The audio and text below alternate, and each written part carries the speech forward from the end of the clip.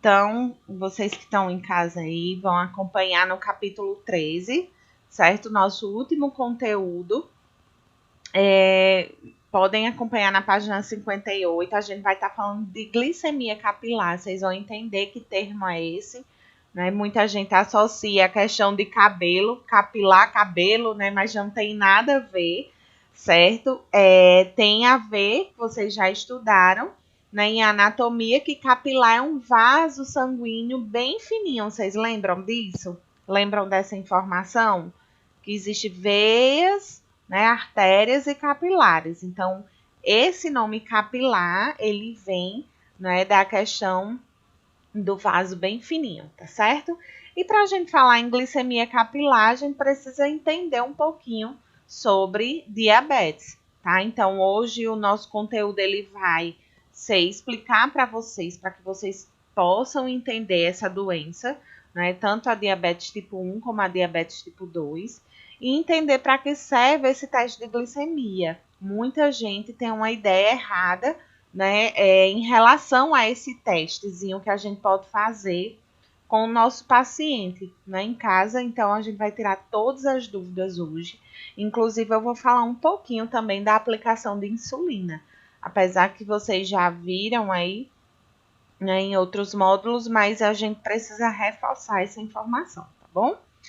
Então, o que é diabetes, gente? O que é que vocês entendem por essa doença? O que é que vocês conseguem compreender aí em relação a essa doença? Me fala aí o que é que vocês já sabem dela. Fala aí comigo, quero a participação de vocês. É quando o organismo ele não consegue metabolizar a quantidade de glicemia que tem no organismo, eu acho. Exatamente. Então, por algum motivo, não é? Com outras palavras, para quem não entendeu aí a glicemia, o açúcar, gente. O açúcar do sangue, né? Que fica lá retido no sangue. Que, na verdade, não é para ter açúcar somente no sangue. É importante ter uma quantidade no sangue? Sim, é importante. Mas é muito importante estar distribuído em algumas partes específicas do corpo, como, por exemplo, o músculo, células. É importante ter glicose, ter a glicemia, né? Ter o açúcar, porque o açúcar ele é fonte de energia. Ele não vai, né, nos vai dar força, nos vai dar vida. É tanto que quando falta esse açúcar, qual é a sensação que a gente tem? Quando a glicose da gente está baixa? Qual é o primeiro sintoma que a pessoa tem? Sonolência, cansaço. Isso, uma fraqueza, não é isso? Uma sensação de desmaio, é uma sensação ruim. Então, é exatamente isso. O nosso corpo, sem essa substância, vai ter esses sinais e sintomas.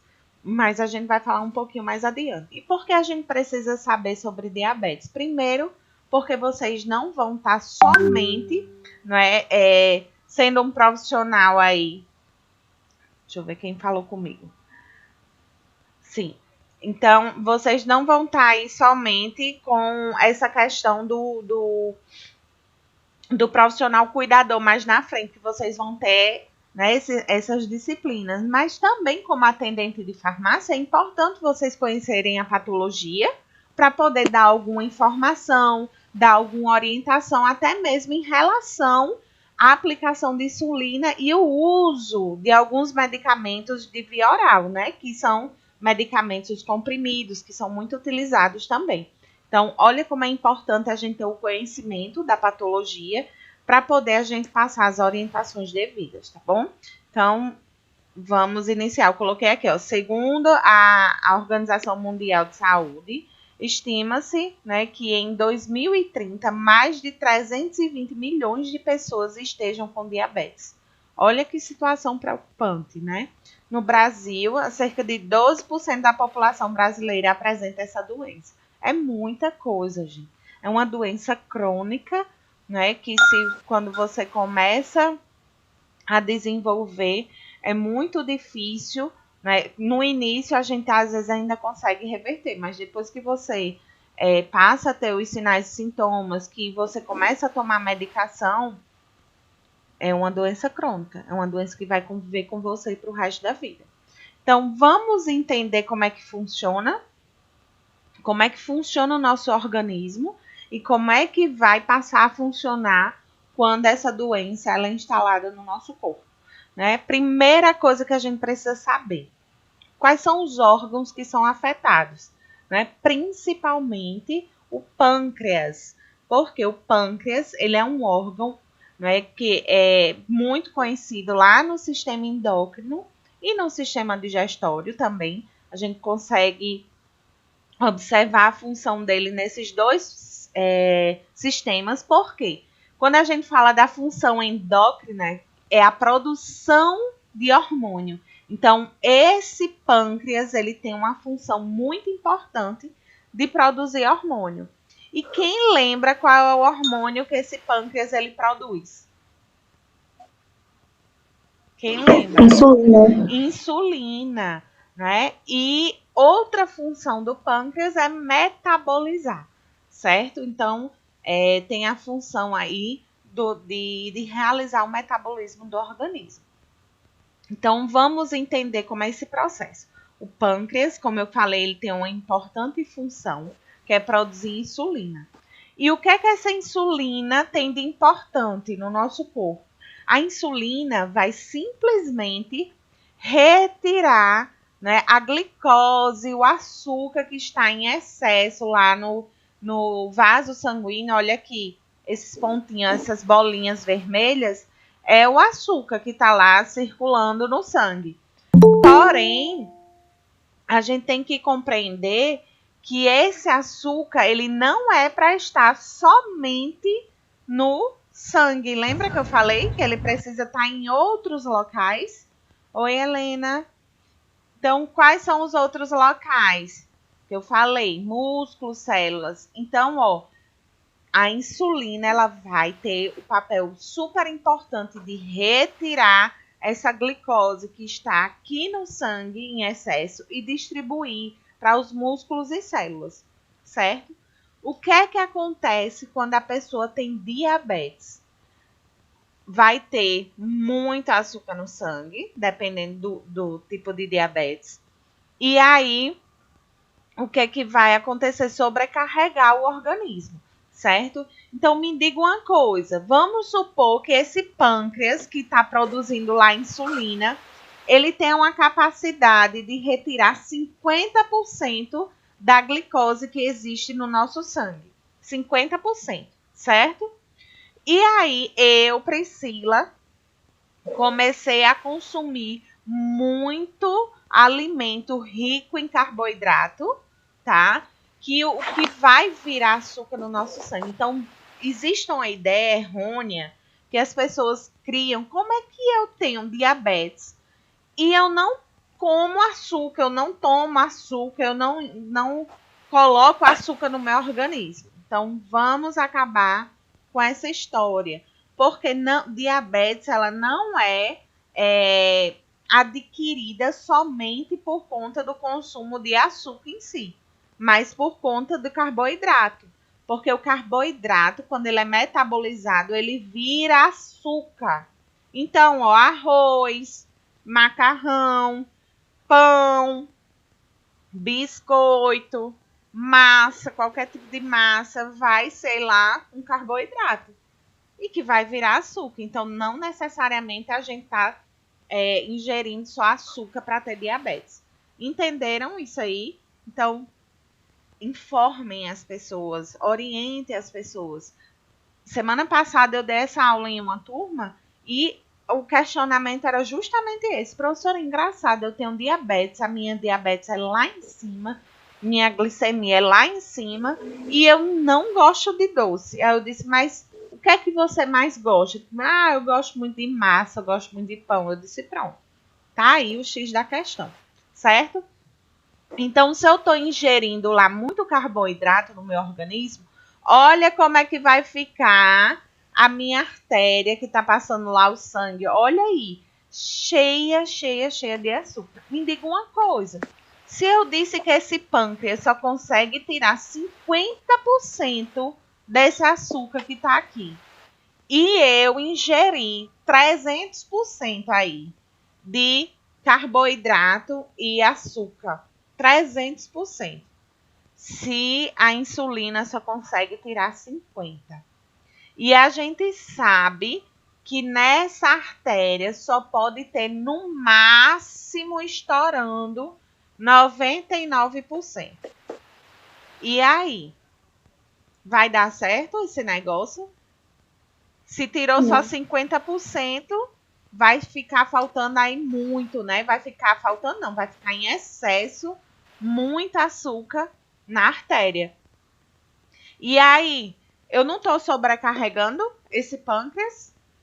Eu estou sobrecarregando ele, dizendo assim, ó, pâncreas, você se vire, mas tem que tirar esse açúcar que está no sangue. Ele vai dar conta se ele só consegue 50%? Não vai dar conta. E aí, o que é que a gente faz? Vai acontecer o quê? A gente vai adoecer esse pâncreas, fazendo com que ele tenha resistência à insulina. Ou seja, a gente vai sobrecarregar. Então, vocês entenderam como é que a gente vai sobrecarregar o nosso pâncreas? Ingerindo, né? Colocando, comendo muito alimento rico em carboidrato e muito alimento rico em açúcar em si, né? A gente vai sobrecarregar, é como se fosse assim, meu Deus, eu tô deixando o pâncreas ali, ó, num sofrimento. Ele não tá dando conta de retirar o açúcar que tá no sangue em excesso. Ele só consegue fazer o trabalho de 50%. E vai ficar lá no sangue. Não é interessante ter muito açúcar no sangue. Então, gente, essa é conhecida como diabetes tipo 2. Quando a pessoa ingere muito, ou seja, tem uma dieta desequilibrada em relação a carboidratos e açúcar, e aí sobrecarrega o pâncreas, deixando ele resistente, certo? Então, diabetes tipo 2 vai ser ocasionada por que motivo? Mau hábito alimentar. Entendido ou não? Então, quem quiser anotar aí, a diabetes tipo 2, certo? Ela é conhecida quando, coloquei aqui, diabetes é uma síndrome metabólica, como o Dani bem disse no início, decorrente, né? Vamos pegar essa segunda parte aqui, da incapacidade de a insulina exercer adequadamente seus efeitos, ou seja, de retirar a glicose lá do sangue que está em excesso, causando aumento da glicose no sangue. Então, por que a insulina não está conseguindo exercer adequadamente a sua função? Porque eu estou sobrecarregando ela. Porém, existe um outro tipo de diabetes, que é a diabetes tipo 1. E aí eu gostaria de saber se vocês já conhecem a diabetes tipo 1. O que é que vocês me falam aí? Sabem como é o mecanismo? O que é que está prejudicado? O que é que aconteceu com o organismo? É porque a pessoa não se alimenta também direito?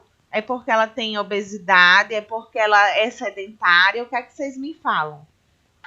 É uma diabetes que já nasce com ela, porque a diabetes tipo 1 é uma diabetes que ela já existe, só que a pessoa às vezes demora a perceber, dependendo da sua alimentação, atividade física. Se ela fizer, ela demora mais a descobrir que é diabética. Muito Eu bem. conheço o caso. Muito bem. É isso mesmo, tá, Michele? Muito bem sua colocação. Então, para quem não sabia, vamos compreender melhor. Vixe, Priscila, então quer dizer que tem uma diabetes que a pessoa já pode nascer com ela? Tem. E o que é que aconteceu com o organismo dela para ela já nascer com esse problema? Simplesmente a pessoa nasce com uma deficiência no pâncreas, onde ele não consegue produzir insulina. Aí vamos recapitular. A insulina faz o que no nosso organismo? Qual é a função da insulina que eu falei há pouco tempo? Cadê? Ela metaboliza o açúcar no sangue, Isso, ela vai. diminuindo a quantidade dele. Isso, ele vai fazer o quê? Retirar a quantidade de açúcar que está lá em excesso, né? Metabolizar o açúcar. Ou seja, se a insulina tem essa função e eu nasci com um problema no meu pâncreas que ele não produz a insulina, quem é que vai metabolizar o açúcar? Se não tem insulina no organismo, se o pâncreas não consegue produzir. E aí, como é que fica essa situação?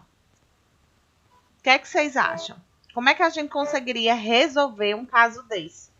Sem ser Michele. Michele fica caladinha. Michele já compreende esse conteúdo. Mas e aí? Helena, Diana, Dani, Maria José, Jaqueline, como é que vocês acham que a gente consegue solucionar uma situação dessa de uma pessoa que tem um pâncreas deficiente, no caso ele não vai produzir insulina, e aí como é que a gente vai conseguir fazer com que o organismo metabolize o açúcar, retire o açúcar do sangue que está em excesso e leve para os músculos e células? E aí, como é que vocês acham que a gente resolve essa situação? Ninguém me responde. Oi, Sueli. Ninguém. Boa tarde. Boa tarde. Estamos na página 58, tá, Sueli? Eu não sei. Pronto. Então, já que vocês não sabem, é uma questão lógica se a gente parar para raciocinar. O que é que está faltando no organismo dessa pessoa? Que nasceu com insulina. Não está faltando insulina? O pâncreas não está deficiente? Não consegue produzir insulina? Então, o que é que a gente precisa administrar nessa pessoa? Injetar insulina nela, para que essa insulina realize aquele trabalho de metabolizar o açúcar. Priscila, então me diga uma coisa. Então, as pessoas que têm diabetes tipo 1, obrigatoriamente, elas precisam utilizar insulina? O que é que vocês acham? Eu acho que talvez, né? Porque também tem alimentação. Talvez a alimentação pode funcionar ou talvez precise também ser injetado. Eu acho. Independente da alimentação. Claro que se ela é diabética, ela precisa ter um controle. Até porque ela não tem insulina para poder controlar essa situação do metabolismo do açúcar.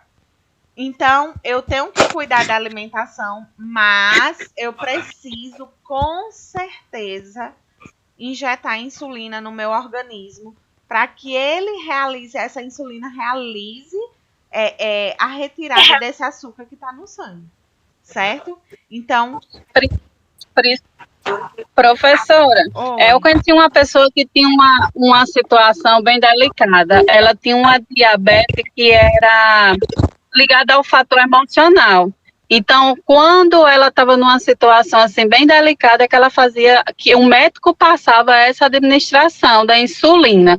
Mas isso é possível? Ou eu fiquei meio que sem acreditar, entendeu? Sim. Porque como vai fazer a administração da insulina uma época e outra época não, tendo em vista que ela tem esse problema? Pronto, vamos lá. É uma dúvida que muita gente tem em relação à administração da insulina, tá? Como assim, Priscila? Vamos supor que a pessoa tem diabetes tipo 2. Vocês acham que obrigatoriamente ela tem que usar insulina? O que é que vocês acham?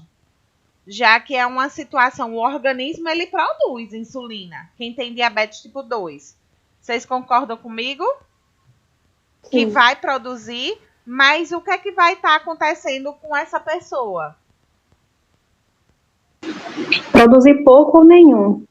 Então, ele tem que administrar um pouco de insulina ou nenhuma insulina. Depende muito da alimentação, atividade física e do organismo dela. Depende o médico que vai dizer qual tipo de insulina, né?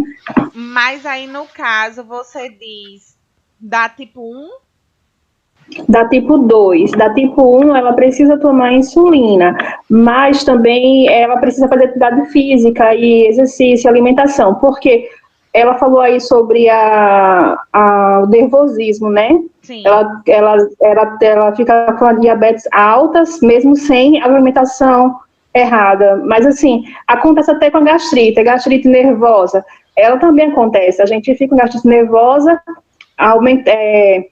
irritada, porque a gente fica nervosa, literalmente, aí tem que tomar omeprazol. Mas, assim, a diabetes, eu acredito que acontece a mesma coisa. O nosso organismo produz, né, açúcar, mesmo sem alimentação errada, dependendo do nervosismo. Aí acaba tendo a glicemia aumentada. Vamos lá. Em relação à diabetes emocional, que vocês falam, né? Vamos entender o seguinte. Eu não sei, foi nessa turma que falaram da emocional semana passada? Que falaram da diabetes emocional? Não, né? Mas existe o seguinte: assim como existe hipertensão emocional, assim como existe a questão da gastrite, como falou, não é porque a pessoa ela não tem a doença, ela tem a doença, porém ela vai piorar, ela vai ter um pico, não é? Ela vai ter um pico por conta da questão hormonal.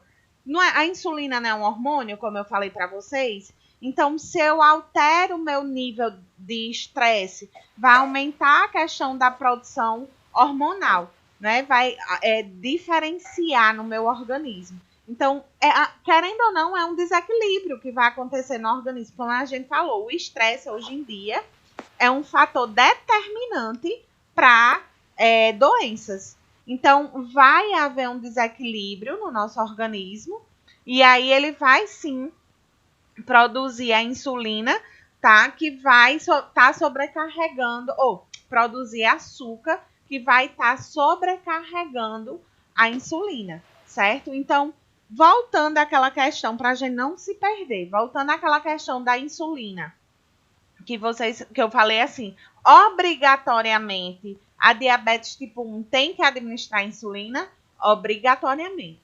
Mas a tipo 2 é obrigado a administrar insulina? Não necessariamente. Ele reproduz, né? Ele produz. Porém, eu estou sobrecarregando por conta da minha má alimentação. O que é que eu posso estar fazendo? Uma força-tarefa para essa insulina. Como é que eu realizo essa força-tarefa? Ingerindo, né, via oral, uma medicação. Por exemplo, a metformina, né, o glifage, que vocês conhecem muito pela marca. Então, eu vou estar fazendo com que essa insulina, ela ganha e tenha uma ajuda extra, certo? Através da medicação. Porém, todavia, entretanto, vocês vão ver casos de diabetes tipo 2 que a pessoa faz uso de medicamento via oral e faz o uso da insulina injetável. Por que, Priscila, isso acontece? Porque essa pessoa está num nível de glicose altíssima, completamente descompensada. E aí só o medicamento via oral não está dando conta. Então, o que é que eu tenho que fazer? Administrar insulina para, tipo, fazer uma força-tarefa, assim, bem mais intensa. Lembrando que é injetável. Então, tudo que é injetável, o efeito é mais rápido. Vocês concordam comigo? Então, vai ter esses casos. Pessoas que usam insulina é quando tem uma situação de descontrole, de descompensação muito grande no organismo, certo? Devido já ter se agravado essa diabetes no sentido de não ter um controle. Qual é o grande problema dessas pessoas que são diabéticas? Elas não se conscientizam, muitas vezes, que precisa mudar o hábito de vida. Não adianta. Quantas e quantas vezes eu fui já para casa de pacientes, né, para saber como é que estava sendo a administração da insulina, como é que estava sendo o uso do medicamento. E aí, disfarçadamente, eu olhava debaixo da cama e o que é que eu encontrava debaixo da cama? um pote de doce. Saco. Não era mentira, certo? Então, eles ficam nessa necessidade do que é que vai adiantar a gente tá se enganando. Não adianta, porque esse doce que ele tá, né, ingerindo vai fazer mal somente a ele. Então, não tem necessidade de estar enganando as pessoas, porque ele só está fazendo mal a ele mesmo. Então, a gente precisa conscientizar essas pessoas. A gente precisa conscientizar essas pessoas que elas precisam mudar o hábito de vida. Então, Priscila, pode acontecer, então, do paciente fazer uso de insulina e ser diabetes tipo 2? Pode. Vocês agora já sabem, tá certo? Conseguiram compreender direitinho? Vocês sabem, se eu perguntar na prova, diferenciar diabetes tipo 1 da tipo 2? De forma bem resumida, bem objetiva. Qual é a diferença de diabetes tipo 1 para tipo 2? De forma bem objetiva. Eu tô com dúvida. A diabetes tipo 2 é adquirida. A diabetes tipo 1 nasce com ela. Certo. E aí, foi quem? Foi Dani que falou comigo? Foi, porque eu cheguei em casa agora e tinha horas que o sinal da internet caía, aí eu acho que foi nessa parte da explicação que eu perdi. Certo. E aí, a diabetes tipo 1, gente, vamos resumir. Diabetes tipo 1 é uma deficiência do pâncreas, certo? Onde ele não produz insulina. Então, de forma bem objetiva, vai ser a falta de insulina no organismo, que a pessoa já nasce com esse problema. E a diabetes tipo 2 vai ser adquirida pelo mau hábito de vida, pelo mau hábito alimentar, pelo sedentarismo. Ou seja, o organismo está funcionando normalmente, ele produz insulina. Ele produz insulina, porém não consegue dar conta pela quantidade excessiva de açúcar que a pessoa está ingerindo. Conseguiram entender direitinho a diferença? Sim, Priscila, agora sim. Repita a 2, tipo 2. A diabetes Vai tipo ser 2, adquirida isso, pelo mau hábito de vida, é isso? isso. E aí é como se fosse assim, eu vou causar uma resistência da insulina. A insulina vai ficar resistente porque ela não consegue dar conta. Então, eu coloquei aqui, ó, no slide. Fica fácil para vocês copiarem. Olha, professora. Oi. O meu marido, ele é insulina dependente. Sim. Eu estou aplicando 4 vezes por dia nele. Ele é diabetes tipo 2 ou tipo 1? É um. Tipo 1. Então, ó, o termo que Sueli trouxe, insulina dependente, é o quê? É uma pessoa que depende da insulina. Ela não pode viver sem. Certo? Então, quando ela não pode viver sem, é porque o organismo dela não produz insulina e depende que você injete a insulina. Certo? Então, se ele não tiver essa dosagem de insulina no organismo dele, ele vai ter aí um problema, ele vai ter aí um desmaio, ele vai ter um mal-estar e não vai dar certo. Isso. Né? Ele fica tonto. Exatamente. Quando passa da hora. Aí eu vou chegar Se passar da hora de comida, ele passa mal. Sim. Então, Oi. Você vai falar um pouco sobre diabetes gestacional? Falo também. Tá? Então, professora? Oi. Não, é só uma dúvida. A diabetes tipo 2 é que nem sempre é ingerida a insulina, é isso? Nem sempre é administrada a insulina. Sim. Certo? Okay. Então, eu coloquei aqui. O diabetes acontece porque o pâncreas não é capaz de produzir o hormônio insulina, que é a diabetes tipo 1, né, em quantidade suficiente para suprir as necessidades do organismo. Ou porque este hormônio não é capaz de agir de maneira adequada, que é o caso da resistência à insulina, que é a diabetes tipo 2. Certo? Fechou o entendimento em relação a isso aí, gente? Conseguiram compreender direitinho? Sim, compreendi. Certo. Sim. Então, vamos passar adiante, certo? Porque aí vocês vão tirando as dúvidas. Eu coloquei aqui só para que vocês tenham uma noção em relação a imagens, né? Uma pessoa que tem a quantidade, né, de glicose no organismo, né, normal, a glicemia normal seria essa aqui, ó. Tá vendo esses pontinhos azuis? Representa aí a concentração de glicemia. Então, o ideal seria esse. Deixa eu só fechar aqui o áudio. E aí, Sueli, eu fechei seu áudio só porque tá com ruído, tá? Então, aqui já seria uma pessoa numa situação de pré-diabetes. Olha como já tá ficando com a maior quantidade. Nesse último, é um caso de diabetes. Olha aí, você vê mais azul do que qualquer outra cor, né? Então, tem muita quantidade de glicose no organismo. Porém, tem que ter muito cuidado com a situação de pouco açúcar no sangue. Também não é legal. Olha aqui uma situação de pouco açúcar no sangue. Só tem 4 pontinhos aqui azuis, ó. Vai ter problema também.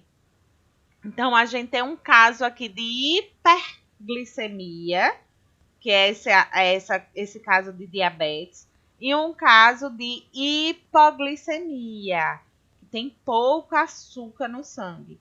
Então, são 2 extremos que vai causar aí problemas para o indivíduo, tá?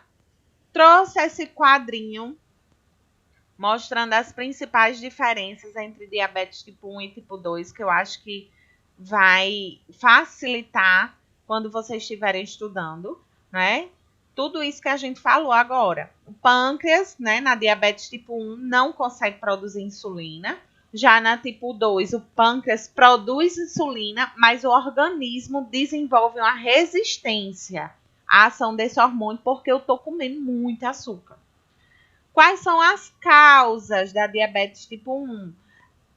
A pessoa nasce com um problema no pâncreas, onde começam a destruir as células, fazendo com que o organismo ele rejeite, né, que haja uma rejeição, né, do próprio organismo em relação a essas células, fazendo com que o pâncreas não consiga desenvolver aí a insulina, né, esse hormônio, tá? Então, a diabetes tipo 1 não é por causa alimentar, não é por falta, né, de um hábito de vida saudável, não é isso.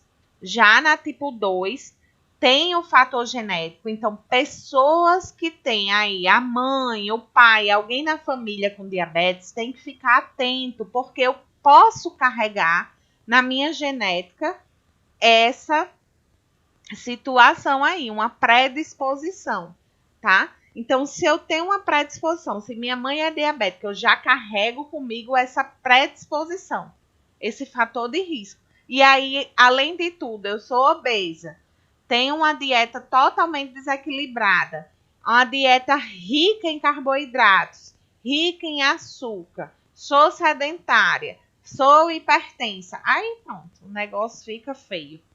Há grande chance de você ser diabético, né?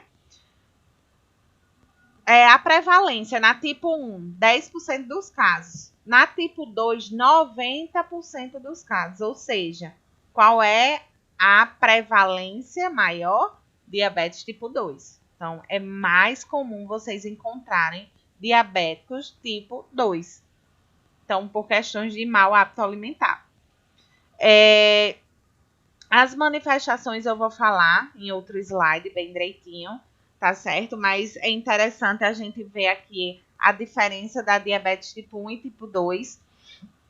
As manifestações são os sintomas, né? São rápidas. Quando a gente trata da diabetes tipo 1, é muito rápido os sintomas. Vai ter uma sede excessiva, vai ter um excesso de urina, vontade de urinar, né? Vai ter um cansaço, vai ter a perda acentuada de peso muito rápida, né? Um hálito e a urina adocicados. Diabetes tipo 1. Diabetes tipo 2 é mais lenta, tá certo? Não é tão rápida como a tipo 1. Por quê? Porque a tipo 1 é mais rápida, porque eu tenho uma deficiência de um hormônio no meu organismo. Eu não tenho a função daquele hormônio agindo no meu organismo. Já a tipo 2 não, ela é mais lenta porque eu tenho o hormônio, porém eu estou sobrecarregando ele. Né? Na maioria das vezes, as pessoas chegam a nem ter sintomas, nem apresentarem sintomas, ou vai ter casos que as pessoas vão apresentar sintomas, como, por exemplo, uma fome excessiva, uma sede constante, um cansaço, uma falta de disposição. A diabetes tipo 2, ela traz muito isso, tá? Como é que eu vou controlar a diabetes tipo 1? Administração de insulina. É obrigatoriamente. Como é que eu vou controlar a diabetes tipo 2? Questão alimentar, mudança da dieta, né, e dos hábitos alimentares. Vou utilizar medicamento via oral e, em alguns casos, a aplicação da insulina, certo? Então, essas são as principais diferenças da diabetes tipo 1 e tipo 2. Alguma dúvida em relação a esse slide, gente? Não, professor. Certo. Aí eu coloquei aqui de forma mais visualmente mais fácil, né, de vocês analisarem os sintomas. Vontade de urinar diversas vezes, fome frequente, sede constante, perda de peso. Isso aqui é uma pegadinha, viu? Essa perda de peso. Muita gente associa a diabetes à obesidade. E é de fato. Né? A diabetes ela vai ser ocasionada muitas vezes por uma pessoa que é obesa. Porém, quando a diabetes se instala mesmo no organismo, ela tem uma perda de peso. Se for tipo 1, significativa. Se for tipo 2, é mais lenta essa perda de peso, mas ainda assim é rápida. Por que, Priscila, isso acontece? Porque a gente vai começar a administrar medicamentos que vai ter uma ação mais rápida, que vai começar a ocasionar essa perda de peso, certo? Fraqueza, fadiga, nervosismo, mudança de humor, hora tá irritada, hora tá muito feliz, hora tá irritadíssima, estressada, né? Náusea e vômito. Aí muita gente deve estar dizendo, ai meu Deus, será que eu sou diabética, né? Eu tenho quase todos esses sintomas. Ave Maria, eu tenho uma fome sem fim, eu tenho uma sede constante. Priscila, eu tenho diabetes. Vocês têm como confirmar isso? Às vezes, gente, isso aqui são sintomas comuns a várias coisas. Não necessariamente vai ser diabetes, tá? Mas a gente tem que ter um alerta. Vixe Maria, eu tô vendo que eu tenho quase todos esses sintomas. Eu vou já verificar minha glicemia, como é que tá. Vou já fazer meus exames de rotina, saber como é que tá. E aí eu gostaria de trazer uma situação bem particular da diabetes, que é a hipersensibilidade, formigamento que vai estar acontecendo, né? A falta de sensibilidade que vai estar acontecendo nas extremidades, principalmente nos pés. O paciente perde um pouco da sensibilidade, fazendo com que aconteça algumas coisas. Por exemplo, eu vou usar um sapato novo, e aí esse sapato novo fez um calo, só que ela, como não tem muita sensibilidade, acabou não vendo. E o que é agravante para o diabético? O diabético não tem facilidade de cicatrização. Então, não, aquele calo vai começar a piorar, de repente começa a infeccionar e eu nem tô vendo, nem tô sentindo, não tô dando a menor importância. E aí isso vai se agravando, podendo chegar ao caso até de amputar, por falta de cuidado, tá? E porque a gente sabe que o diabético, ele começa com uma feridinha, daqui a pouco tá uma coisa horrível. Daqui a pouco virou uma úlcera, uma lesão, né? uma lesão feia mesmo, grave, ao ponto de amputar. Então, a gente tem que ter muita atenção. Por isso que é muito importante o diabético utilizar calçados apropriados para quem é diabético. Existem calçados apropriados, sandálias para diabéticos. Isso é muito interessante. Muita gente não sabe disso, né? Quais são os fatores de risco? Idade maior ou igual a 45 anos. Claro que isso mudou totalmente. Isso não é uma regra. Hoje em dia temos crianças que estão com diabetes, né? A obesidade infantil, ela tem aumentado dia após dia. E a gente está vendo que há um grande índice de crianças com diabetes tipo 2. Ou seja, adquiriu a diabetes tipo 2 por mau hábito de vida, certo? Qual é o outro fator de risco, gente? História familiar de diabetes, né? Então, se eu tenho um pai, se eu tenho uma mãe, eu tenho que me preocupar. Eu tenho que me cuidar mais ainda para eu não desenvolver essa diabetes. Excesso de peso, né? O IMC maior ou igual que 25, a gente já fez semana passada, lembram disso? Que a gente falou do IMC na sala de aula, né? Que é aquele cálculozinho para saber se a gente está no peso ideal, se está no sobrepeso, se está com obesidade. Sedentarismo, o colesterol bom, gente. Existe o colesterol ruim. Então, quando a gente tem um colesterol bom abaixo do normal, não é interessante, certo? Quem é hipertenso tem uma grande possibilidade de ser diabético. Alguém sabe o porquê?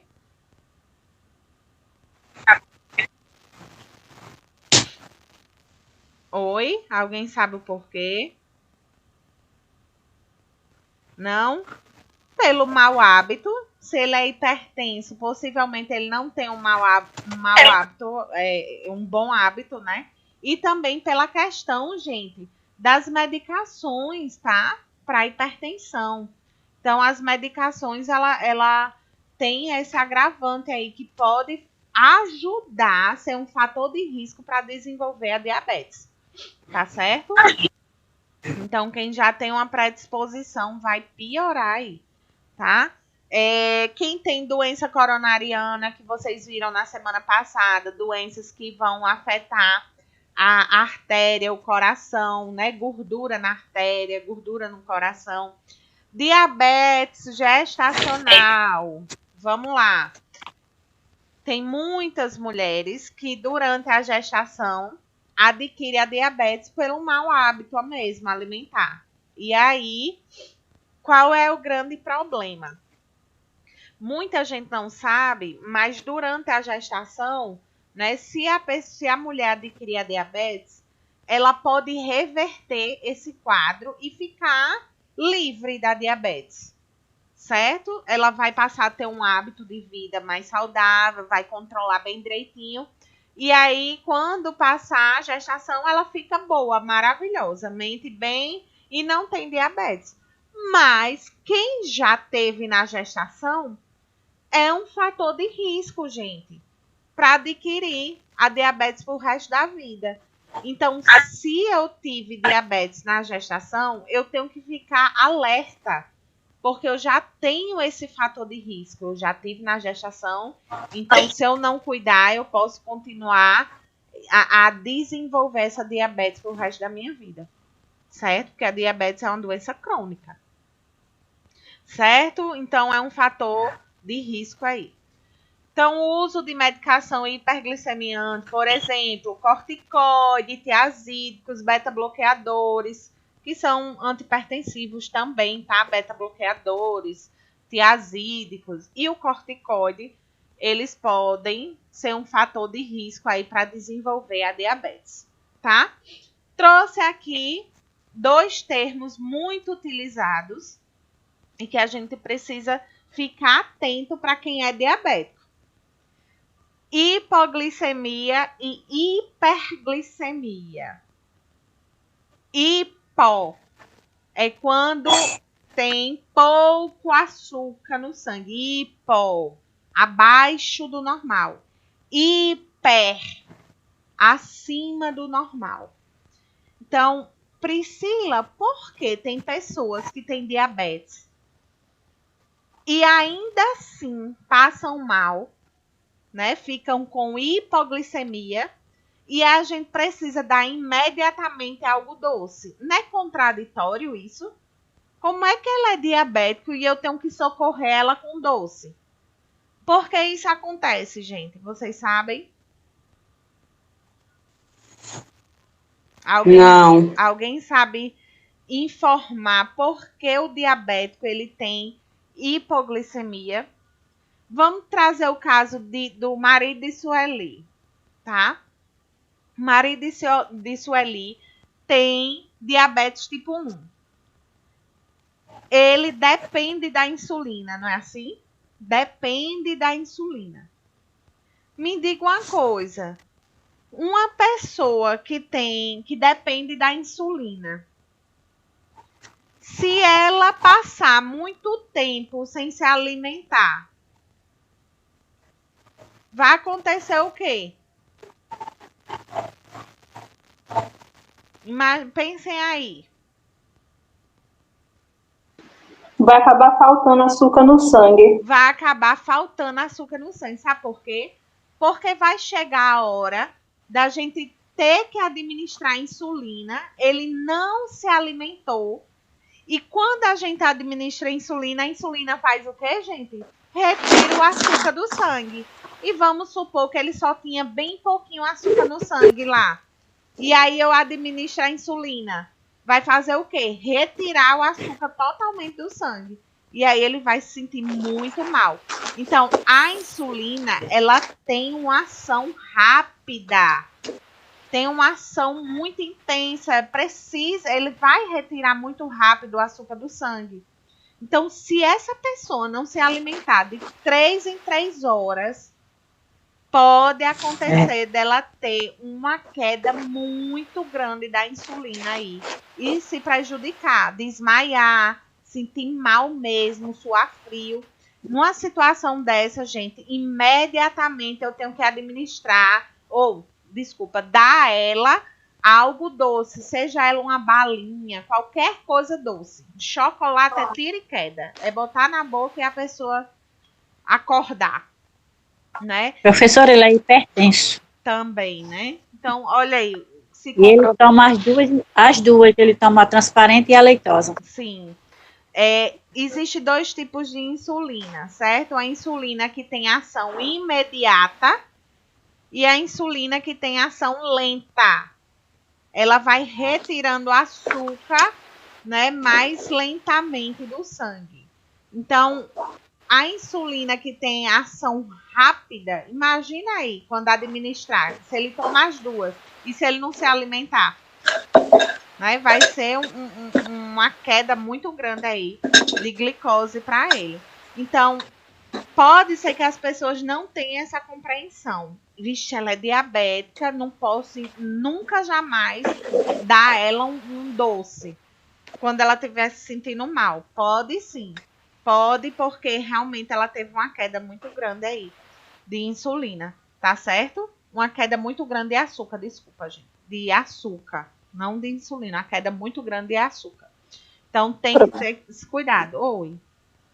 Professora, eu atendo uma cliente 2 vezes na semana, que eu trabalho com alimentação restritiva também. Aí, ela tem insuficiência renal, tem lúpus, e o organismo dela desenvolveu um distúrbio que, quando ela tem que, a cada hora, ela tem que se alimentar. Por quê? Ela tem hipoglicemia muito rápido, e quando sobe, rapidamente ela desmaia. Ela não fica tonta, não, ela desmaia, desmaiando. Então, assim, aí eu vou para lá 2 semanas, aí faço um cardápio dentro das necessidades dela, da restrição dela, mas é bem complicado, porque além desses problemas que ela tem, desses fatores, né, a diabética, ela é diabética, mas não pode ficar muito tempo sem comer, não pode ficar muito tempo sem comer, é como se o problema dela de saúde terminou interferindo em vários fatores, entendeu? No organismo dela. Pronto. Então, a alimentação dela é bem complicada, porque não pode ter açúcar, não pode comer massa, aí ele tem que fazer pão, bolo, utilizando raiz, não pode adoçante, é muito complicado. E uma vez eu estava lá e aconteceu uma situação dela ter uma hipoglicemia e ela desmaiou. Uhum. Eu, na hora, fiquei super aperreada, porque ela estava bem, de repente, puf, caiu. Aí as pessoas da família já estão acostumadas, já sabem lidar com a situação e resolveu rapidinho. E é muito interessante isso, a questão da hipoglicemia. O quão é complicado lidar com isso. Quando você traz aí que ela tem lúpus, ela tem problemas na imunidade. Então, são doenças autoimunes. E a diabetes tipo 1, ela também é uma doença que mexe com a imunidade. É como se fosse assim, o organismo tenta se defender de umas células, fazendo com que não produza a insulina. Então, olha que interessante, ela tem um desequilíbrio metabólico no organismo e que mexe, é uma somatória de fatores, certo? Que desequilibrou ela totalmente. Então, realmente, a dieta dela tem que ser bem restritiva, não é? Porém, como você trouxe um fator importante aí, o pão dela tem que ser feito com raiz.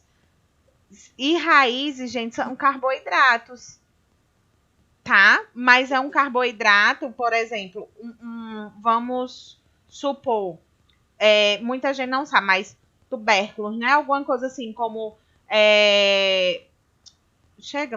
como é o nome daquela? Batata doce, macaxeira, inhame. Quirimum. Isso, é tudo rico em açúcar. Só que é um açúcar saudável, que o organismo consegue metabolizar mais facilmente, certo? É um açúcar mais tranquilo de ser metabolizado. Já a massa, né, em si, o açúcar em si, quando a gente ingere, é difícil de metabolizar. Então, eu preciso da ação da insulina. Né? Assim, Priscila, ela é uma situação tão delicada dela, ela tem uma fístula no braço esquerdo, onde ela fazia a hemodiálise dela. Ela também tem insuficiência renal, morre de sede por conta da diabetes, não pode beber muita água, só pingos de água, porque ela não consegue urinar direito.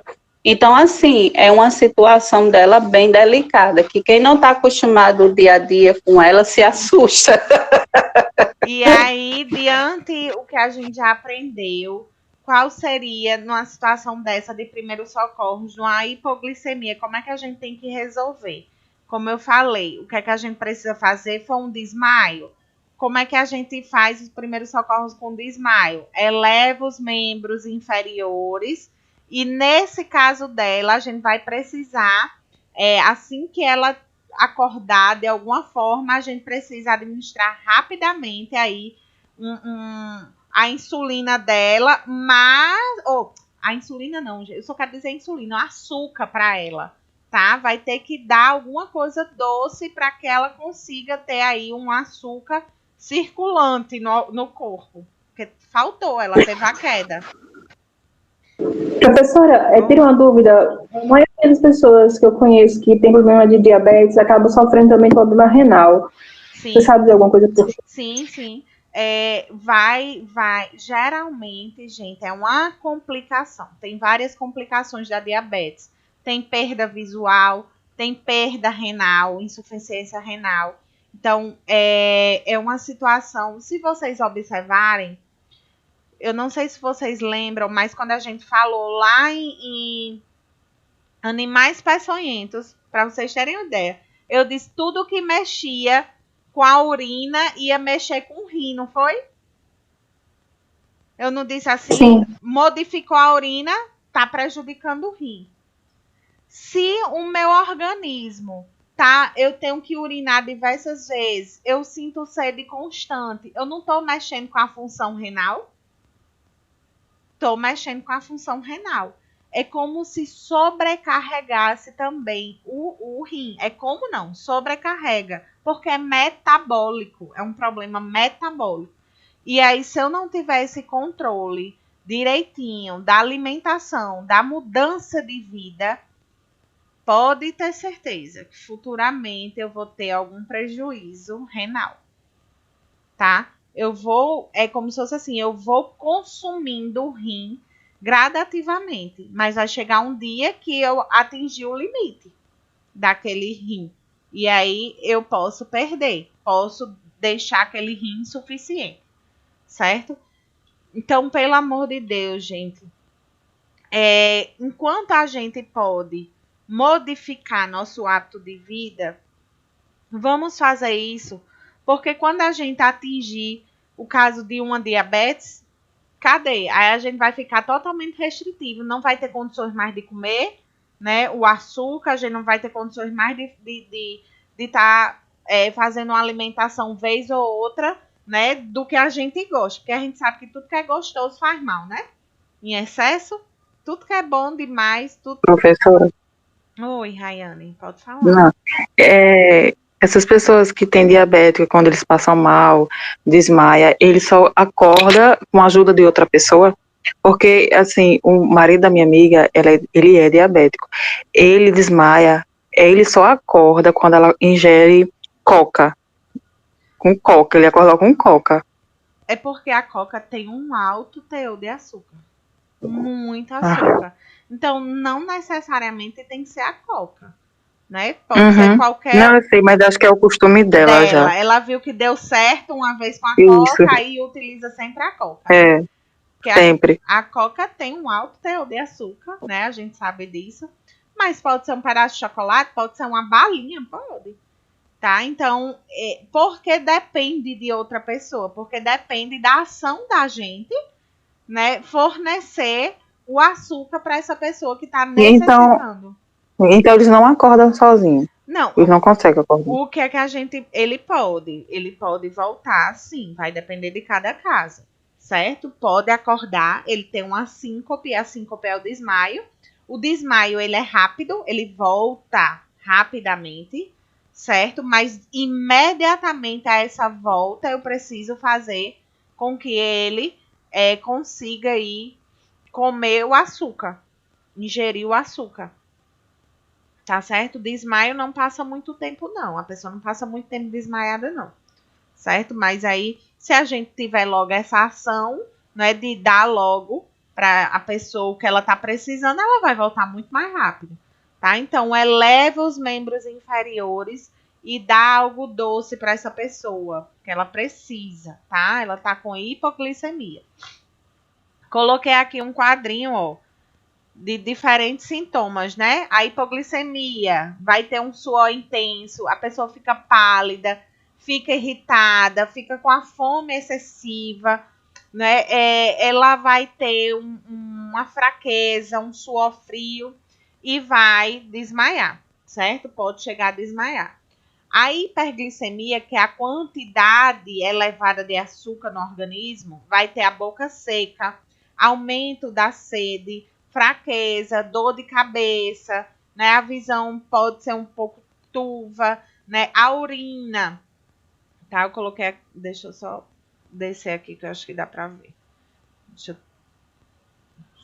Só para quem quiser dar print aqui, né? Ela vai urinar frequentemente e vai ter a visão turva, embaçada, certo? Então, são dois tipos de sintomas, sinais e sintomas, em situações diferentes. Uma é porque ela está tendo uma falta de açúcar no organismo, e a outra porque ela está tendo excesso de açúcar no organismo, tá certo? Mas é muito importante, quem vai cuidar principalmente de pessoas, é importante a gente ter esse alerta. Vamos lá falar agora de como eu posso estar monitorando essas pessoas que são diabéticas, tá? Muita gente acha que esse aparelhinho aí, que vai mensurar a glicose no organismo da pessoa, no sangue da pessoa, Muita gente acha que isso aqui vai diagnosticar diabetes. Esse não é um exame diagnóstico, pelo amor de Deus. Esse aparelhinho HGT aí de glicemia capilar, ele não vai diagnosticar diabetes. Ele vai monitorar. Como assim? Vou até olhar para vocês. Como é isso, Priscila? Quando eu furo lá o dedinho da pessoa que coleta o sangue e automaticamente aquele aparelhinho gera um valor. O que é que quer dizer aquele valor? É dizer, ó, neste momento, agora, você está com essa quantidade de glicose no sangue, de açúcar no sangue, certo? Mas significa dizer que ela vai estar toda hora, todos os dias com aquela quantidade? Não necessariamente. Então, não tem como eu dar um diagnóstico. Por que não tem? Porque hoje, por exemplo, eu posso aferir minha glicemia e ontem eu fui à noite, vamos supor, para um aniversário de 1 ano, comi bolo que nem presta, docinho que nem presta, salgadinho, Ave Maria. Ou seja, eu exagerei no carboidrato, no açúcar, exagerei. Vocês acham que mesmo eu estando em jejum para realizar esse examezinho de glicemia, vocês acham que vai dar normalíssima a minha glicemia? Não, porque minha dieta ontem foi bem rica em carboidrato. Mas eu faço isso todos os dias? Não. Então, estão entendendo que não tem como diagnosticar, tem como eu saber como ela está nesse momento. Para eu dizer que você é diabético, eu tenho que fazer um exame da curva glicêmica. Vocês já ouviram falar? Daquele examezinho da garapa. Aí sim, ele vai conseguir mensurar a quantidade de açúcar no seu sangue de 90 dias para trás. Ou seja, ele vai ter um histórico de como se comportou o metabolismo de açúcar no sangue da pessoa. Não é uma coisa de momento. Então, Priscila, para que serve mesmo esse teste de glicemia? Para uma pessoa que é diabética ficar controlando a glicemia dela. Vixe, será que está normal? Vou já olhar. Porque se não tiver, de repente eu precisar administrar insulina, não é? Eita, eu tenho como... Vixe, Maria, eu estou ainda exagerando na comida. Eu preciso dar uma maneirada. Então, esse exame ele vai servir para monitorar. Ah, Priscila, mas eu não tenho diabetes e eu fiz esse teste e deu alta. Aí, o que é que eu oriento a pessoa? Eu vou dizer assim, ó, vamos supor que vocês trabalham numa drogaria e vocês realizaram esse teste de glicemia com um cliente que foi lá. E aí, deu alta. Aí, eu vou orientar o quê? Olha, é interessante que você busque, né, um médico para estar monitorando aí, para saber como é que estão suas taxas, saber como é que estão seus exames. Precisa realizar exames de rotina para avaliar se você está aí com diabetes ou não. Mas com esse teste de glicemia não tem como dizer, você tem diabetes. Não. Não é um exame diagnóstico, certo? É um monitoramento. Oi. Sobre os 145 nesse teste de exame, porque nesse tipo de exame, porque pelo que eu estudei antes, era em torno, você tem que fazer ele sim, alimentado, ou alimentado há um bom tempo. Mas assim, ele tem que estar em torno de 145. Ultrapassou 145, quer dizer que você precisa sim procurar um médico, mas abaixo de 145 sua glicemia está normal. É verdade? Vamos lá. Existem 2 formas de verificar, de fazer esse teste de glicemia. Existe a forma que é em jejum, certo? Que é o ideal. Por exemplo, um jejum de 8 horas, de 6 horas, 8 horas, tá? Não mais que isso. A gente não pode passar de 8 horas, não. Para não também dar alterado, dar hipoglicemia. A pessoa passar muito tempo sem se alimentar e quer verificar a taxa, tá? E aí, em jejum, é para dar no máximo 99. em jejum, certo? Eu tô falando desse daí, do HGT, desse ele teste mesmo, rápido. é ele mesmo, do teste rápido. A partir de 145, né, a pessoa tendo se alimentado, aí pelo menos umas 2 horas que se alimentou, a gente precisa recomendar ir ao médico, porque deu elevado, deu alterado. E a gente precisa comunicar ao médico, tá certo? Deixa eu ver aí no livro de vocês, vou até abrir aqui para vocês acompanharem, tem uma tabelinha. Na página, deixa eu achar aqui, 58, na página 60. 60. Tem aí, ó, glicemia normal, abaixo de 100, certo? Porém, em jejum, tá? Em jejum é o que, gente? Não ter se alimentado durante 8 horas. Então, tem que estar abaixo de 100. Abaixo de 100 é como? Até 99, tá certo? Até 99 aí a gente considera que tá normal. Claro que se tiver 99 a gente já vai ter que ter um alerta, né? Epa, tô no limite. Preciso ficar monitorando. Aí tem aqui, ó. Acima de 140, 2 horas após, né? Ter se alimentado. Acima de 140, a gente já está vendo aí uma situação, na verdade, até 140 após, acima não, porque eu ia dizer acima tá normal, precisa buscar o médico, tá certo? Mas até 140 tá normal você tendo se alimentado, tá certo? Aí tem aqui, tolerância à glicose diminuída. O que é tolerância à glicose, gente? Lembra que eu falei que é a insulina lá resistente? Pronto.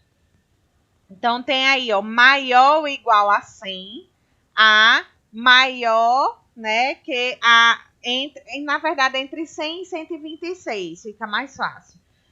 Em jejum, 140 a 200 após ter se alimentado.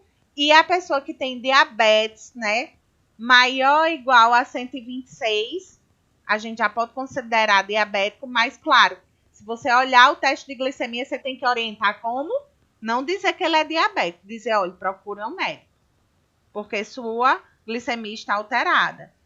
E maior que 200, tá? A gente precisa com certeza tá encaminhando aí para o médico, com certeza. Na verdade, a gente já encaminha aí quando tem acima de 140. A partir de 140, a gente já tem que dizer, epa, tá, tem alguma situação errada aí, não sei se é pontual ou se realmente fica persistindo, né, esse valor. Ah, verifiquei hoje, deu elevada, verifiquei amanhã, deu elevada, depois, realmente eu preciso buscar ajuda médica, certo?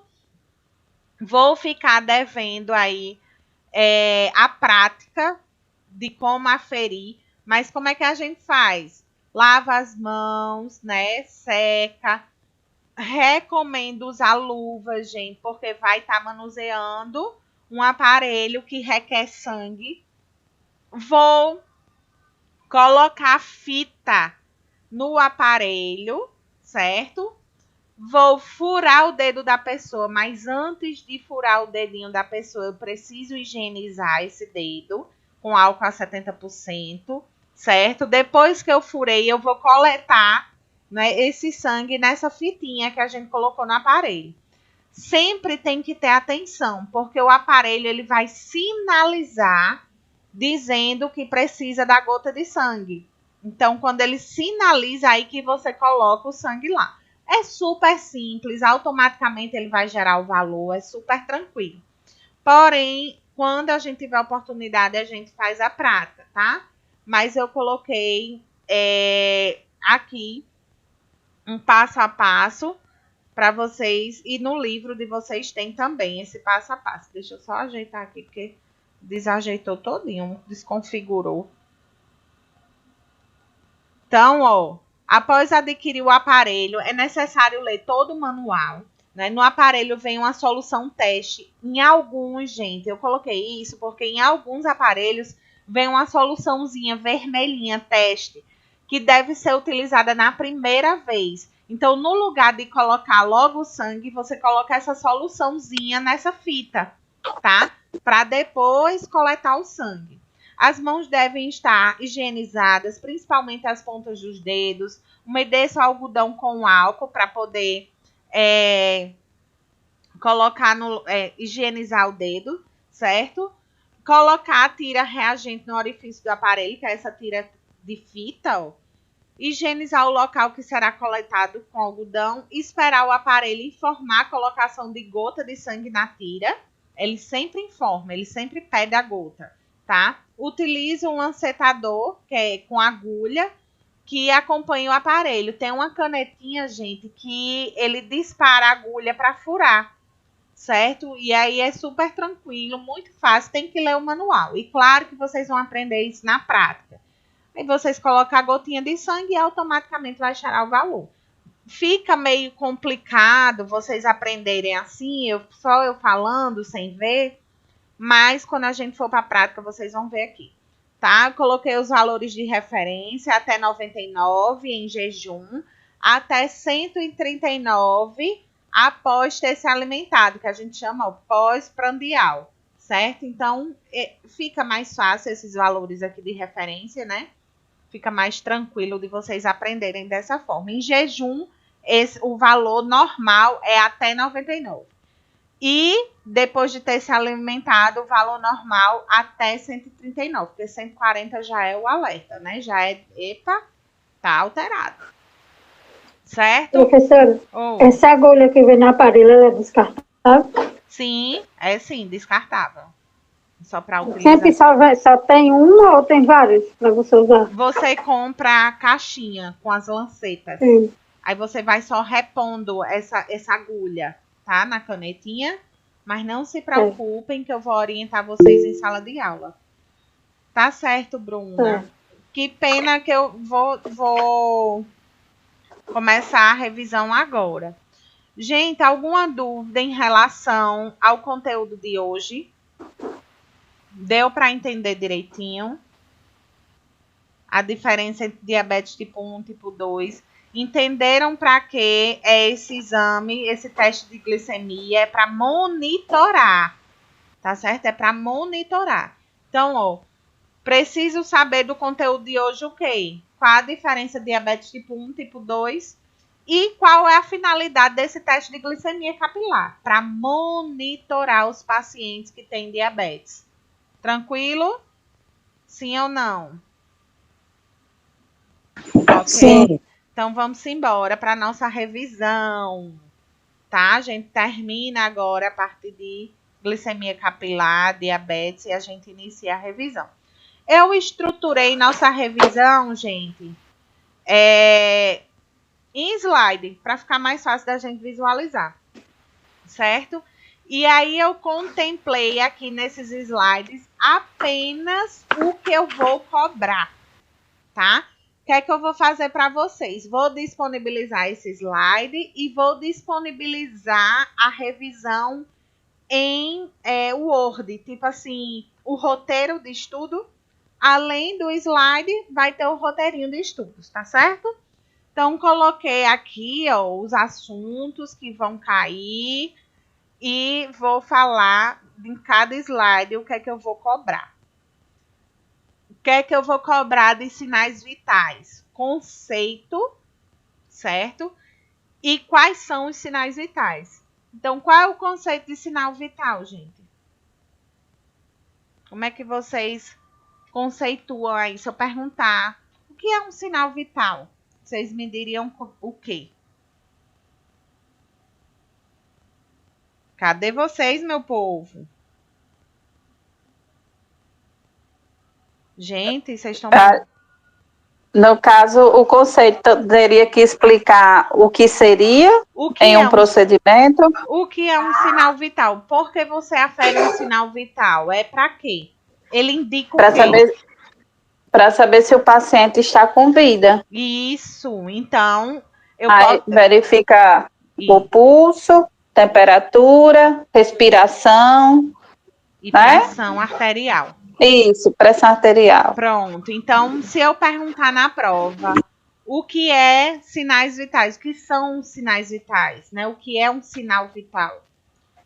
São indicadores de vida, né? Esse indicador é para saber o quê? Se o paciente tem vida ou não, ou para saber se o corpo dele está em equilíbrio ou não. Tá certo? Eu coloquei aqui, ó. Sinais vitais são aqueles que evidenciam o funcionamento e as alterações da função corporal, ou seja, indicadores de vida. E aí, dentre os sinais vitais, a gente tem a pressão arterial, pulso, temperatura e respiração, como o Dani falou. Tá certo? Então, eu vou cobrar apenas isso de sinais vitais, tá certo? Tranquilo? Alguma dúvida em relação a isso, gente? Aí vamos recapitular aqui. Me diga uma coisa, qual é a pressão ótima do paciente? 12/8. 12/8. Quando é que a gente considera uma pressão... Não, isso não vai cair, mas eu quero discutir com vocês, revisar. Quando é que a gente considera que a pessoa está tendo uma hipotensão? Hipo, abaixo. Quando está abaixo de quanto? Quem lembra? 100/60, que é o 10/6. Quando está abaixo de 10/6, tá? E quando é que a gente considera uma pressão elevada? Quando está acima de 140/90, tá certo? A gente considera uma pressão elevada. Tranquilo? Sim ou não? O pulso de adulto, qual é o normal? Entre quanto a quanto? Eita, ninguém lembra. Pulso entre 60 a 100. Muito bem. Temperatura, quando é que a gente considera uma pessoa com febre? A partir de quanto? 37,5. A partir de 37,8 é febre. Certo? Abaixo de 35 graus, a pessoa está tendo uma hipotermia. Acima de 37,8, a pessoa está com febre. Acima de 39, pirexia. Acima de 40, hiperpirexia. Tá? Respiração. 16 a 20. 18. 16 a 20 a gente considera normal, tá certo? Certo. Vamos relembrar aquela partezinha que a gente falou na primeira aula dos mandamentos dos socorristas. Lembra que a gente falou de uma ordem de segurança? Que, em primeiro lugar, antes de qualquer coisa, de eu socorrer alguém, eu tenho que pensar primeiro em quem? Da minha segurança. Na minha segurança. Depois da minha equipe, para depois eu pensar na vítima. Tá certo? Isso tem que ser lembrado, porque isso aí cai muito em prova e pegadinha. Tá?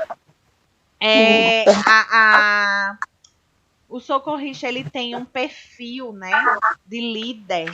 Ele delega funções, certo? A gente sempre tem que ter cuidado com quando tem muitas vítimas, a gente tem que dar preferência àquela que está numa situação pior, né? E impedir que os curiosos movam aí, mexam na vítima.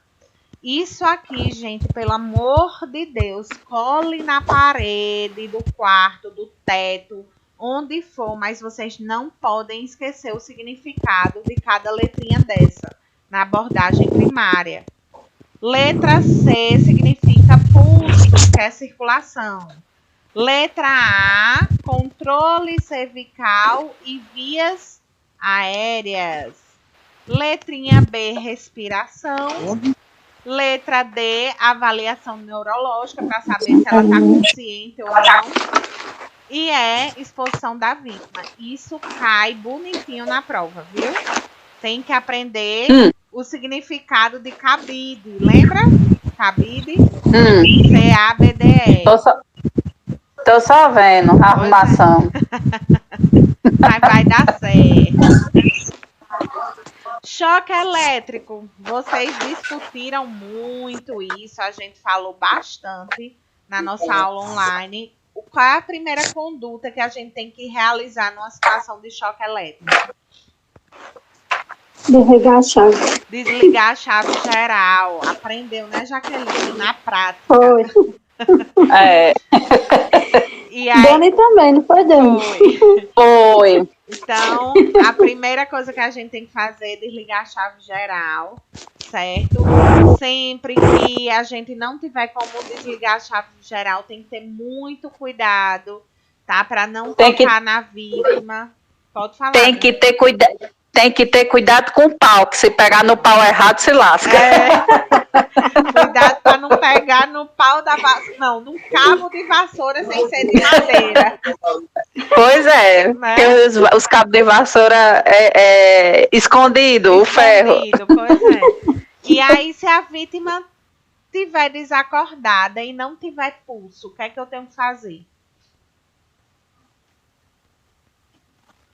E aí?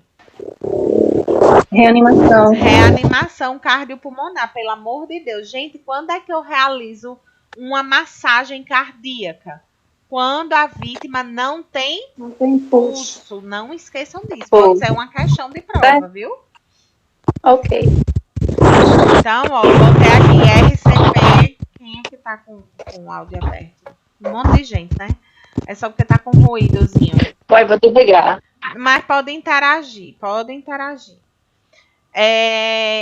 RCP, reanimação cardiopulmonar, né? Se tiver sangramento, gente, precisamos conter o sangramento, claro, com segurança, de preferência com luvas, né? E quando aquela vítima não tiver mais nenhuma corrente elétrica ao redor dela, né? Porque a gente sabe que fica um tempo ainda, um arco de eletricidade.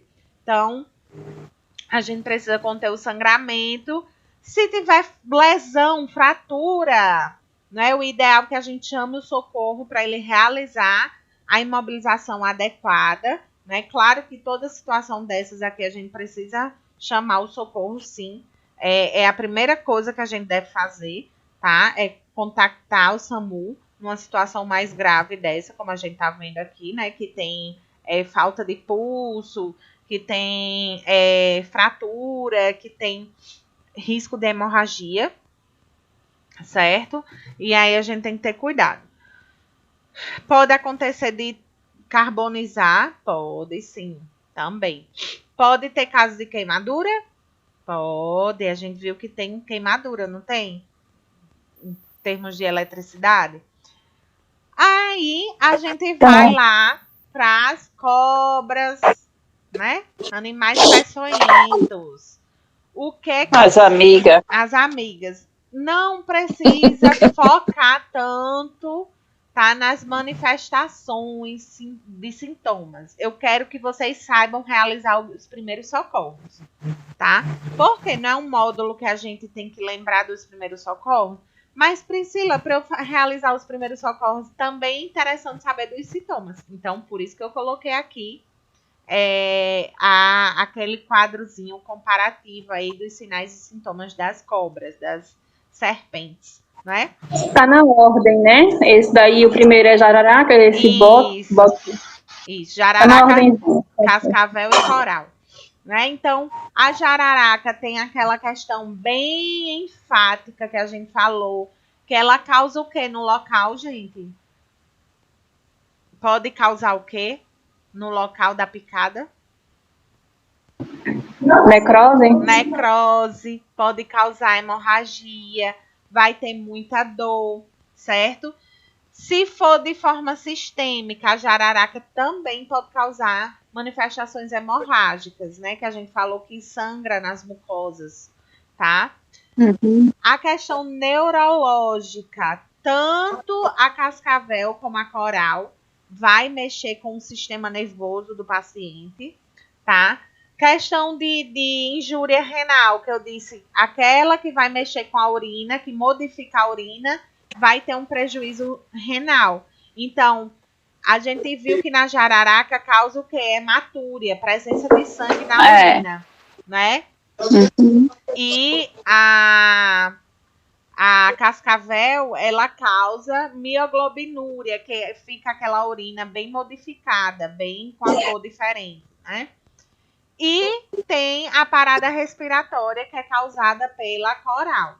Gente, é como eu falei, eu não vou focar nos sintomas, eu vou focar nos primeiros socorros, tá certo? Ok. Então, não precisa estar decorando esses sintomas, não. Isso aqui é só para a gente dar uma revisada mesmo no conteúdo. Mas quais são os primeiros socorros que a gente precisa realizar, né? A gente pode lavar o local, né, da picada.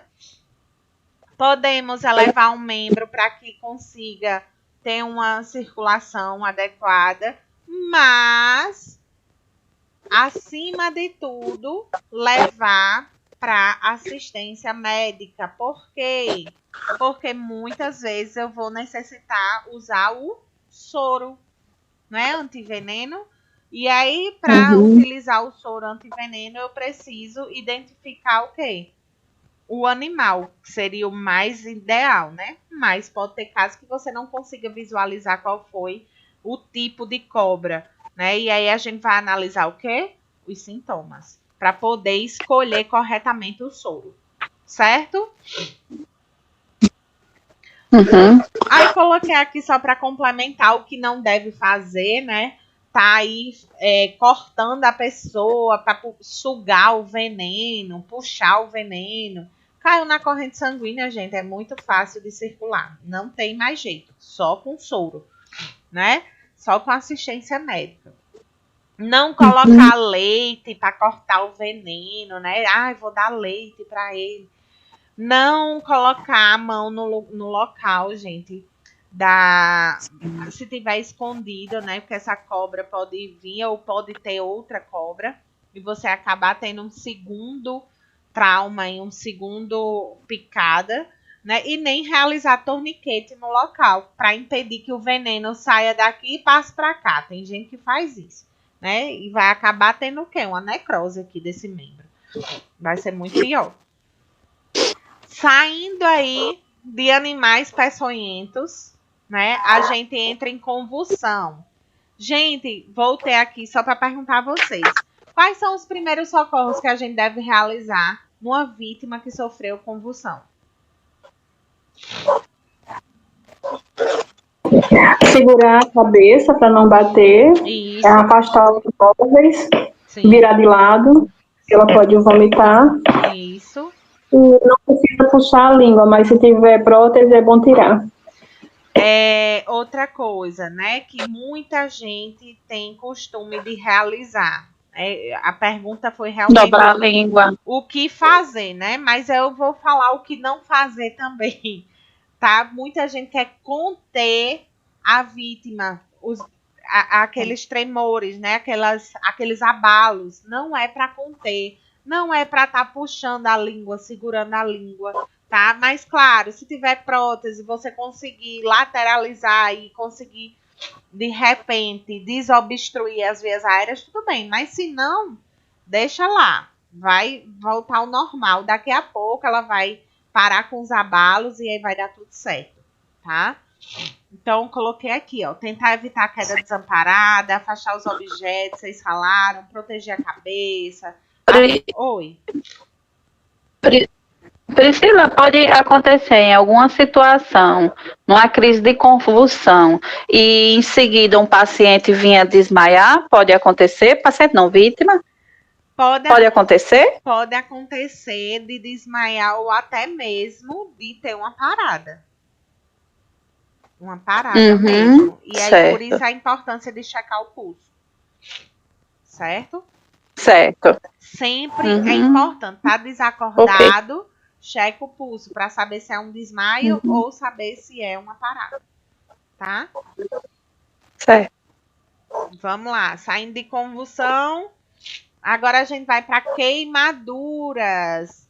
E aí, quem consegue lembrar quais são os graus de queimadura, qual o tecido que acomete e quais são os sintomas? Quem lembra? Queimadura de primeiro grau. Derme. Epiderme. Epiderme, apenas. Olha aí, viu? Vocês tenham cuidado que é nessa falta de atenção que a gente erra uma questão, tá? Então vamos lá. Epiderme. Tô agoniada. Peguei alguma coisa aqui com poeira. Querendo espirrar. Se eu espirrar, tô fungando por causa disso. Então, ó, epiderme é a primeira camada da pele. Então, quando a gente tem aí uma queimadura de primeiro grau, ela vai atingir apenas a primeira camada. Vai ter só vermelhidão e não tem bolha. Bolha caracterizada de segundo grau. De segundo grau, vai atingir epiderme e derme. Derme e derme. Isso, e vai ter a presença da bolha. A de terceiro grau, o grande X da questão é que causa pouca ou nenhuma dor, certo? E vai atingir todas as camadas da pele, podendo chegar até a estrutura óssea. Tranquilo? Tranquilo. Certo. Coloquei aqui, vou mandar para vocês esses slides e também vou mandar o arquivo. Posso contar uma coisa que aconteceu essa semana? Pode. E eu só me recordei da aula sobre animais peçonhentos. Sim. A minha vizinha, deixa eu até falar baixo, para ela não pensar que eu tô fofocando dela. Que apartamento, você sabe, né? Sim. Eu tava aqui na hora do almoço e de repente a filha dela bateu na porta daqui de casa desesperada. Aí um escorpião tinha picado ela nas costas. Vixe, Maria. Aí, quando eu entrei lá, a menina era um desespero tão grande, tava ela, né, a filha dela mais velha, e o pequenininho, que ela tem um bebezinho de menos de um ano, não, de um ano. Aí, quando eu cheguei lá, aí assim, eu lembrando, né, do que a gente tinha visto, aí eu fui, dei a compressa morna em cima, né, onde o animal tinha, onde o inseto tinha picado. Aí ela disse, mulher, eu devo levar no hospital ou não? Eu tô com medo. Aí eu disse, mulher, assim, se fosse eu, não estou dizendo que você faça o mesmo. Você avalia o que eu vou lhe dizer agora. Sendo eu continuaria com a compressa. Se não tiver alergia à dipirona, dá dipirona para dor e para evitar febre. E se de noite vinha piorar, ficar inchado ou um hematoma no local, aí você procura um hospital. Mas eu não estou dizendo que você faça isso. Mas é porque ela estava sozinha e estava com a criança a tiracolo, né? Pequena. Não tinha como ela ir para o hospital naquele momento. Certo. Aí eu sei que ela foi, deu a compressa, aí tomou a dipirona, a dor diminuiu, parou a dor, mas ficou só queimando, né, no local. Sim. E ela não teve febre, Pronto. Graças a Deus. O que é que mas assim, aí numa situação dessa, Pri. O que é que a gente precisa avaliar? Os sintomas. Se é apenas sintoma local, analgésico, certo? Pronto. E a gente cuida dessa forma. Teve sintomas sistemáticos, né? Que a gente fala sistêmicos, na verdade, né? Que envolve o corpo todo. Uma náusea, uma febre, um mal-estar, alguma outra coisa que não é sintoma local, realmente precisa levar para o médico. E eu fiquei a tarde toda perguntando a ela como é que ela tá melhor? Se ela vomitar, tiver febre, ficar assim dor, faça carreira para o hospital, mas caso contrário, você vai cuidando dela em casa. Isso.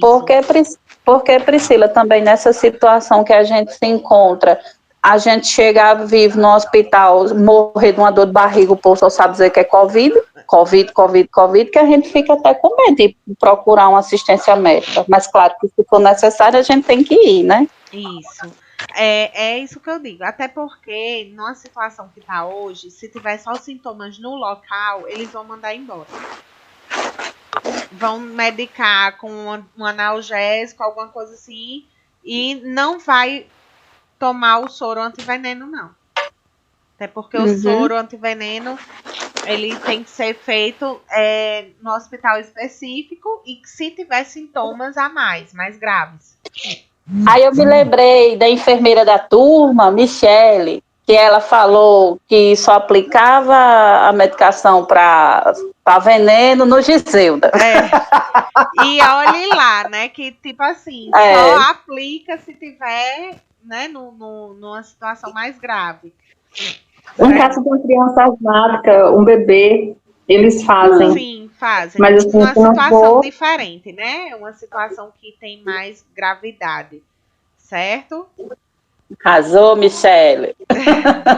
Então, gente, sempre lavar o local, tá certo? Lavar o local. A gente pode avaliar os sintomas, tá? E ter esse discernimento, tá certo? De orientar, buscar ajuda médica ou não, dependendo dos sinais e sintomas, tá certo? Certo. Vamos voltar. Deixa eu falar uma coisa rapidinha. Levem o escorpião, porque aqui na UPA, ou lá nos dias que eles precisam. É mesmo, viu? Por isso que eu levo o bicho. Mas se não conseguir, né? Não vá se arriscar, não. Vamos lá. A regra dos 9%. Eu não vou fazer cálculo, não vou cobrar nada disso. Apenas eu quero que vocês saibam para que serve. Para que serve? A regra dos 9%. É para saber o quê da vítima? Para avaliar, vou colar. Para avaliar queimadura maiores e mais espalhada, utilizando a regra do 9, né? Que é a cabeça. Isso, vamos de forma bem objetiva. Para avaliar quantos % o corpo foi queimado.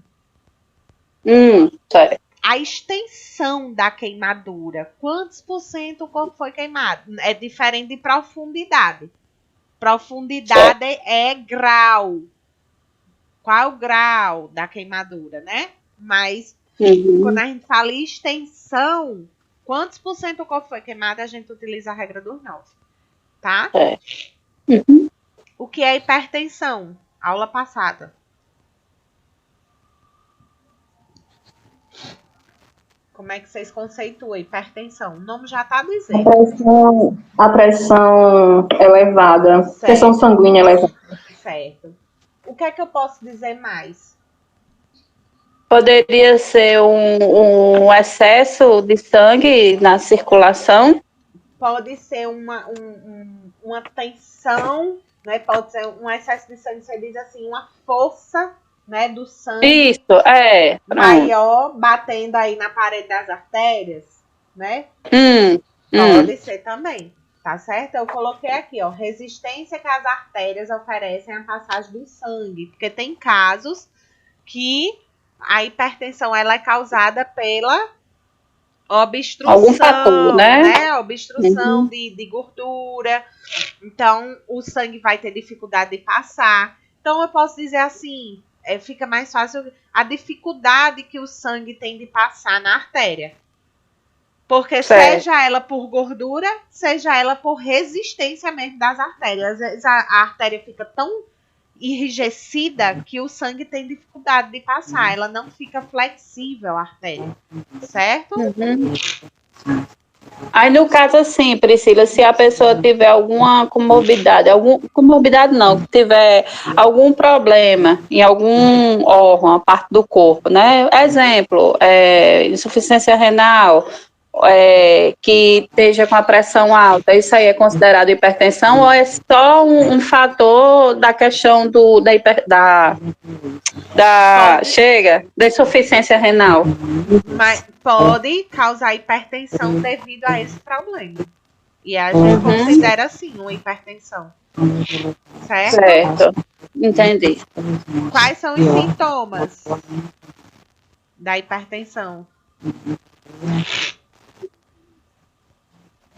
Quais são os sintomas? Quem diz? Pressão alta. Sim. Da UPA, né?